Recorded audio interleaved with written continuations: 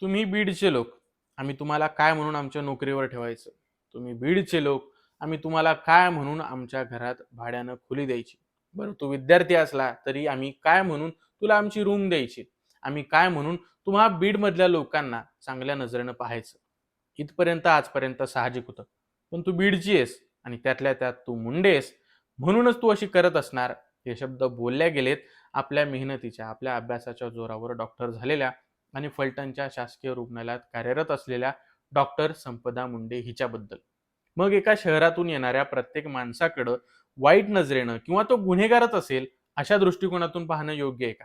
बरं, संपदा मुंडे यांचं प्रकरण समोर आलंय म्हणून हे समोर झालंय की बीडमधल्या लोकांना बाकी शहरांमध्ये, बाकी ठिकाणी कोणत्या दृष्टिकोनातून पाहिलं जातं. मग एका शहरातल्या किंवा एका जिल्ह्यातल्या काही विशिष्ट लोकांच्या वाईट कामांमुळे, त्यांच्या वाईट प्रवृत्तीमुळे शहरातल्या किंवा जिल्ह्यातल्या प्रत्येक नागरिकाकडं त्याच दृष्टिकोनातून पाहणं योग्य आहे का?